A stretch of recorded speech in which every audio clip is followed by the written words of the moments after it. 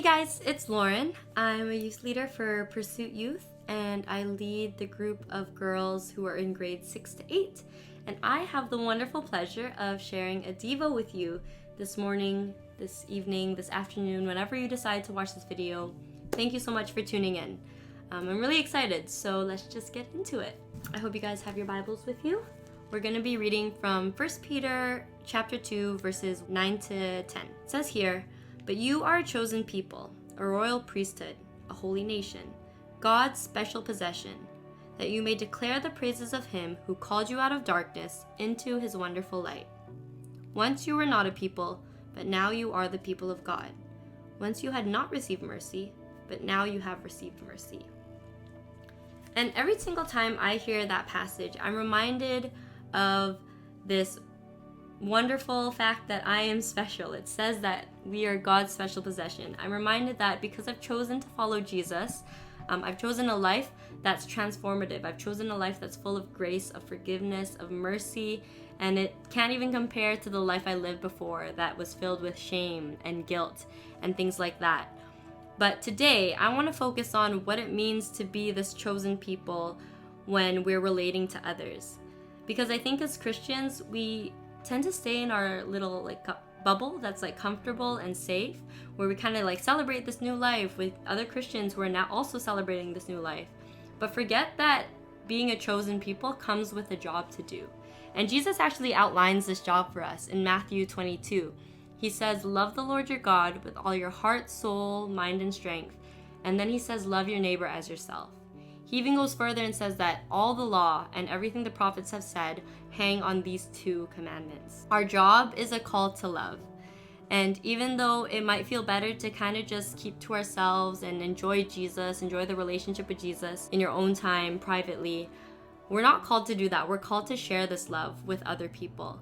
And that's what I want to focus on today is how to love others. Because I actually don't think we've forgotten that we need to love people. I think when you become a Christian, that's just kind of always in your face. You need to love people.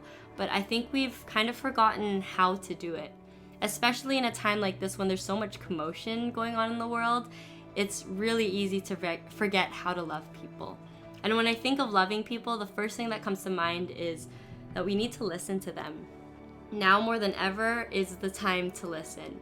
Because again, we as Christians over hundreds of years have been doing the talking, and it's been going on for far too long, and we've been doing the talking over voices of people who have been oppressed and who've been hurt, sometimes hurt by the church, by Christians themselves. So the best time to listen is right now, and I mean really fully listen. First and foremost to God, because he'll give us the wisdom and discernment about the time when it's time for us to speak, but then we also need to listen to the voices of people who have been hurt. James 1:19, in that verse, the author pleads with the believers to be quick to listen and to be slow to speak.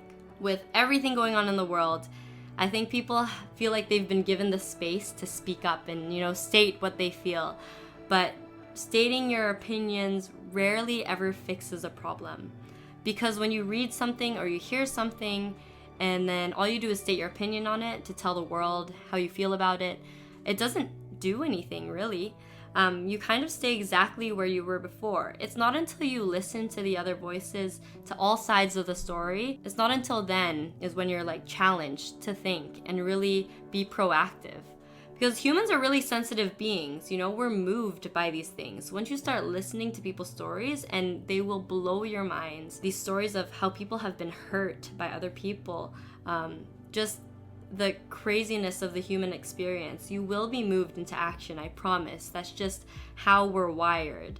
When we start to listen to people and really give them our ear, we'll be moved into action. With that in mind, another way we can love people is to kind of keep our feelings in check. And I know that kind of sounds ironic because I just talked about how sensitive human beings are and all that stuff, but in that verse in James that we read earlier, James 1:9, where we're called to be quick to listen and slow to speak, the next line is be slow to get angry. We shouldn't let our anger drive our emotions. And don't get me wrong, it's okay to get angry. There's so many things in this world right now that you can be angry about and righteously angry about. Jesus, in another part in Matthew, got angry. He flipped tables because he was angry. But he never let his anger motivate his attitude or his actions towards people. He never spoke to people in anger. And I think that's something we need to remember. Jesus actually calls us to be humble. He calls us to turn the other cheek. He calls us to walk the extra mile. It goes back to the first passage where we're different, we're chosen people because we have the ability to love people who don't love us. And that's really important because I've seen relationships fall apart because people made decisions over their feelings, and they let their feelings overshadow commitment, overshadow the work it takes to keep a relationship together, and it's really sad. When we really want to love someone, we need to constantly check where we are, how we're feeling about situations that come up. And lastly, we need to remember where our values lie. Being this chosen people, and actually in the same passage, if you flip back to 1 Peter in chapter 2, the next verse, in verse 11, the author calls us foreigners and exiles. And that might sound kind of weird to you, that we're called foreigners and exiles, but I see it as we are foreigners on this earth because our real citizenship lies with God's kingdom. And the values of God's kingdom don't exactly line up with the values of society here on earth. Some of society's values are really good, you know? Like we talk about like wanting to take care of the planet and fighting for human rights. But I often see people taking these values and using them to judge other people. Like the abortion debate becomes a nasty fight between pro-choicers and pro-lifers. The discussion about environmental sustainability allows people to shame other people for their diet choices. The Black Lives Matter movement has just become so hostile on all sides, and it just gets all messy from there. But if we remember as Christians that we are foreigners to this earth, that our real citizenship lies in God's kingdom. We talked about this earlier. The first value in the kingdom is this value of love. And I think we can effectively engage in these issues in environmental sustainability, the Black Lives Matter movement, all these things that are going on. We can engage in them effectively if we remember that our first value is love over anything else. We can engage in these issues without feeling the need to get aggressive and without the need to react with anger and shame others and criticize others. We can still advocate and fight without having to push other people down while we do it. And I think that's so important, and that's what I want you guys to know, especially in a time like this, is that because you've chosen to follow Jesus, you will be held to a higher standard. But I think it's for the better, because we've lost the sight of what love looks like here on this earth and in our society, and there's so many different definitions of it, but the Lord gives us this definition that surpasses anything, and it's to love your enemy, to love those that don't like you back. He says, what good is it if you only love those who love you? Don't criminals do that? They only love other criminals. Y'all hear that?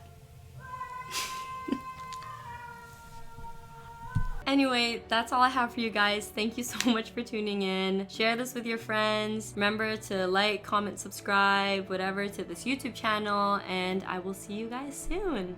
Bye.